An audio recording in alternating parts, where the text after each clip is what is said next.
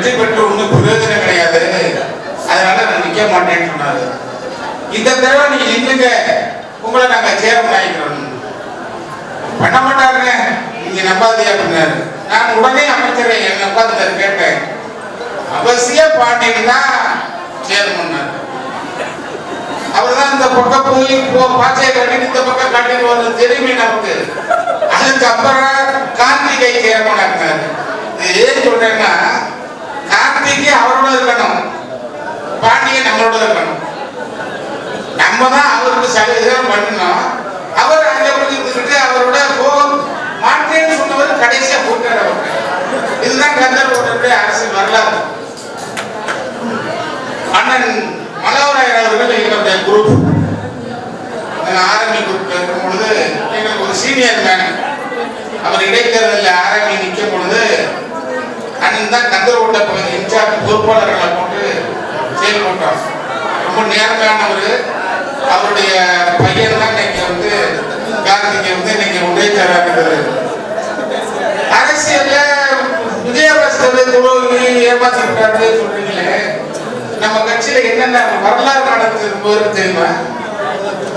நம்ம அம்மா அவர்கள் விஜயபாஸ்கரை காலமுறை மேடையில பேச ஓட்டி தண்ணி ஓட்டினோட அமைச்சராக்கிட்டாங்க. கை கட்டி சிரிச்சுட்டு அவர் அமைச்சராக்கிட்டாங்க.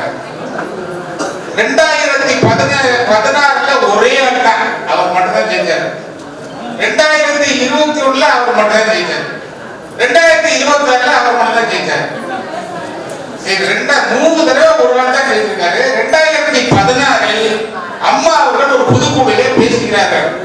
கட்சிக்கு துரோகம் பண்ணி ஓடுகின்ற வேட்பாளர்களை துவக்க வைக்கின்ற ஒரு சிலருக்கு நான் அமைச்சர் பதவி கொடுக்க வேண்டிய நிர்பந்தம் ஏற்பட்டு விட்டது என்று சொல்கிறார்கள். அங்கே அப்ப யாரும் பொறுப்பாளர்கள் போயிருந்தா தெரியும். அம்மாவே ஏமாந்தாங்கனாலே நம்மளை ஏமாந்து எவ்வளவு அம்மா வந்து அன்னைக்கு அவங்களுக்கு இருந்த பவருக்கு நீ மீண்டும் மீண்டும் ஒரு ஆள் தானே ஜெயிக்கிற, அதனால வந்து உனக்கு வந்து ஒரு அமைச்சர் பதவியில் எடுக்க இவ்வளவு நேரம் ஏன் அம்மா செய்யவில்லை?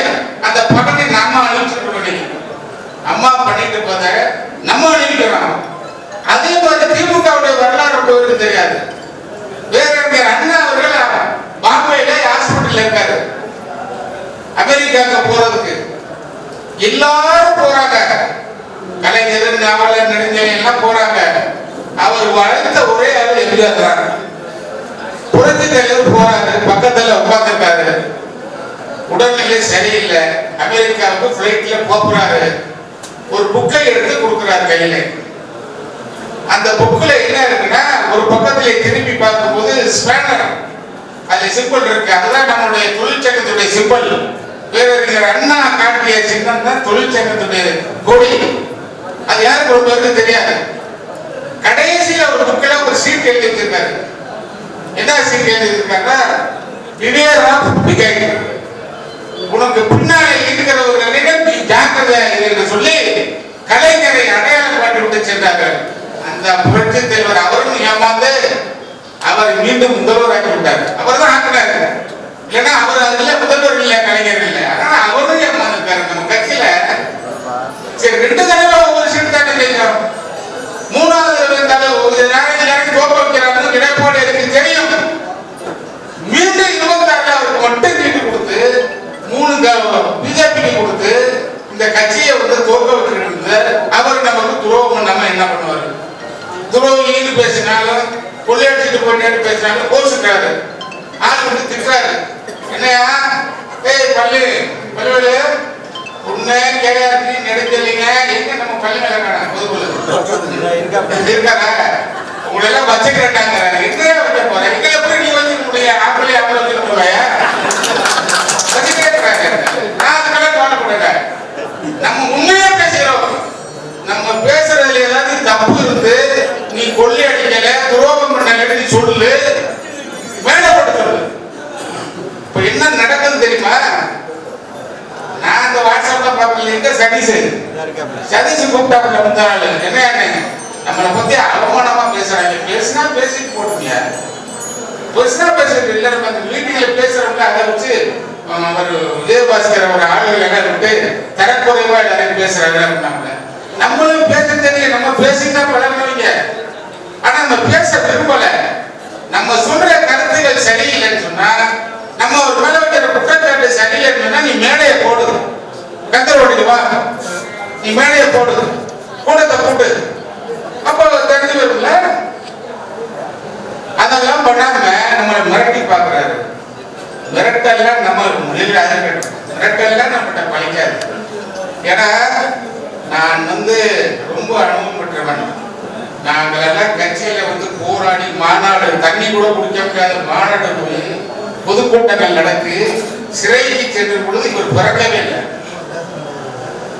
இவர் பிறக்காம மாவட்ட செயலாளர், மந்திரி, அமைப்பு செயலாளர், மெடிக்கல் காலேஜ், மெடிக்கல் எத்தனை காலேஜ், 11 காலேஜ். ஜேபி நட்டா மருத்துவ அமைச்சராக இருந்தார் மத்தியில்.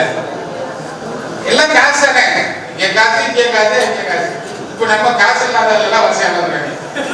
ஆமா, காசு உள்ளாங்க நம்மளை விட்டுட்டு போயிட்டாங்க. காசு உள்ளால அந்த துரோகியை பத்தி நாம் பேசிக்கொண்டே இருக்கலாம், நிறைய பேசலாம். அவரை பத்தி எனக்கு வரலாறு நிறைய தெரியும். அதனால எல்லாருமே அவர்கிட்ட ஏமாந்தாங்க. அம்மா ஏமாந்துச்சு, நம்முடைய பொதுச் செயலாளர் ஏமாந்துட்டாரு. இப்ப நம்ம மாவட்ட செயலர்கள் ஏமாறுறாங்களா என்னன்றது பின்னால்தான் தெரியும், இப்ப தெரியாது. ஆமா, அதனால வரலாற்றிலே நியாயம் வெல்லும், நியாயம் உண்மை வெல்லும். நான் ஒரு பெரிய ஒரு போர்டு தலைவர்கிட்ட எனக்கு உண்ட என் வயல்ல வேலை பார்க்குற ஒரு தொழிலாளிக்கு போஸ்டிங்ஸ் கேட்டேன்.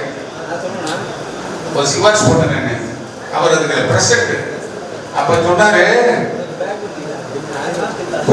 போஸ்டிங்ஸ் போட்டுட்டு அந்த பையனை மட்டும் கூப்பிட்டு, தம்பி இங்க பாப்பான்னு சொல்லி, அவர் முஸ்லீம், கொஞ்சோண்டு சாம்பல் எடுத்து அவன் கையில வச்சு உண்மை உண்மைன்னு சொல்றான். நான் 3 தடவை கையில வச்சுட்டு உண்மை உண்மைன்னு சொன்னா விபூதி பறக்காது. பொய்ய போயிட்டு சொல்லி பாருங்க, விபூதி பறந்துடும். இது எதுக்கு சொல்றேன்னா, உண்மை நிலைத்து இருக்கும், பொய் நிலைத்து இருக்காது என்பதற்கு அது ஒரு மிகப்பெரிய உதாரணம். அவர் புதுக்கோட்டையிலே மிகப்பெரிய கோடீஸ்வரர், முதலில் ஆட்சிக்கு போனவர் அவர். அது மாதிரி உண்மை நினைக்கிறேன். நேற்று கூட ஒருத்தர் பேசிக்கிட்டு இருந்தேன், இன்னையா அந்த மாதிரி கட்சியை விட்டு போட்டு இந்த மாதிரி பண்ணிக்கிட்டு இருக்காரு, உங்களால ஒன்னும் ஜெயிக்க முடியாது, உங்க பள்ளிகளில் ஜெயிக்க முடியாது, உங்க கலைச்செல்வன் ஜெயிக்க முடியாது, உங்க ராமன் ஜெயிக்க முடியாது. அப்ப யாருமே அவரை ஜெயிக்கிறதுனா இறைவன் விதியை போட்டு விட்டார். இறைவன் அவர் தலையில எழுதிவிட்டார், தோல்விதான். அந்த தோல்வியை நாம் அவருக்கு கிடைப்பதற்கு நாம் தொடர்ந்து பாடுபட வேண்டும். அவர் ஒருத்தரை விருத்தினா போதும், ஆளுங்கட்சி திடீர்னு ஆடுறாங்க, அவங்களை பத்தி நம்ம கவலைப்படக்கூடாது. நம்மை ஏமாற்றி விட்டு துரோகம் செய்து விட்டு போன விஜயபாஸ்கருக்கு பாடம் கற்பிக்க வேண்டும். நான் மாவட்ட செயலர் சொல்றது என்னன்னா, ராமதான் மாவட்ட செயலர், அதுக்கு விராலிமலைக்கு ராமலை நிக்கிறது பிரச்சனை இல்லையா, விராலிமலையில இல்லங்க. நீங்க யாரை நிப்பாட்டினாலும் தோத்து விடுவார்கள்.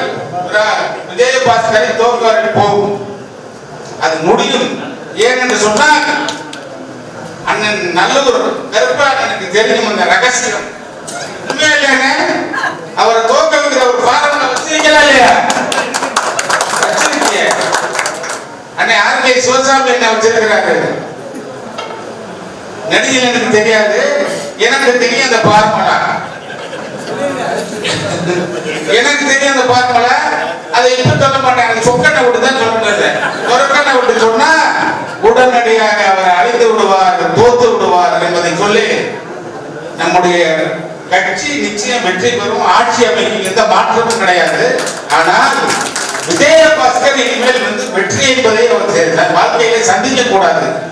அதுக்கெல்லாம் நம்ம ஒற்றுமையாக செயல்பட வேண்டும். இப்ப கூட பேசிட்டு போன முடிச்சிருங்க, கெட்ட வார்த்தை விட்டுட்டு வேற விட்டு சொல்லுவார்.